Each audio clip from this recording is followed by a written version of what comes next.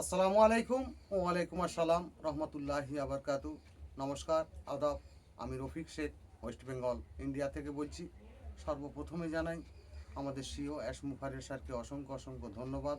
তাঁর নীতি, আদর্শ, কালচার আমাদেরকে গর্বিত করে তুলেছে।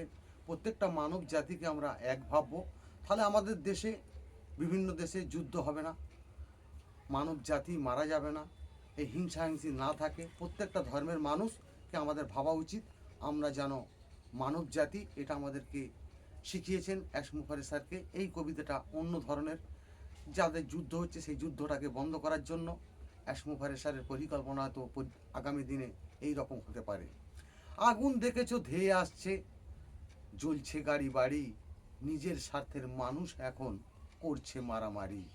জীবন ভয়ে মানুষ এখন কোন পথেতে আজ যাচ্ছে, চারিদিকেতে শুধু খুন খারাপি, কান্নার আওয়াজ আসছে। অনেক মানুষ মারা গিয়েছে, অনেক মানুষ আছে এই দুঃখে, কিছু মানুষ লুট করছে দেখছি নিজের চোখে। কিছু মানুষ দিশাহারা, কোন দিকেতেই ছুটবে, চারিদিকেতেই ঘিরে নিয়েছে, তাদের কিন্তু মারবে।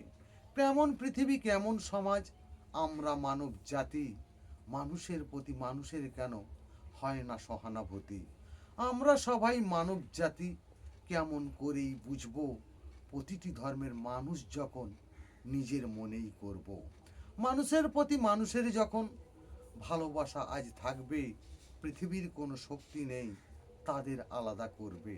মানের সাথে জ্ঞান তাহাদের থাকতে কিন্তু হবে, তবেই তুমি প্রকৃত মানুষ বলতে কিন্তু পারবে।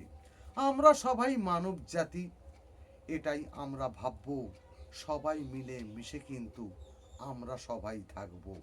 বর্ডারের কাছে রবার থাকবে, অ্যাসমুফারেই বলছে, পৃথিবীতে কোনোদিন যুদ্ধ হবে না, সবাই কিন্তু বাঁচছে। অ্যাসমুফারে ধন্যবাদ। ভিক্টোরিয়া উইথ অ্যাস জিন্দাবাদ। আপনাদের যদি ভালো লেগে থাকে, লাইক, কমেন্ট, শেয়ার করুন। ধন্যবাদ।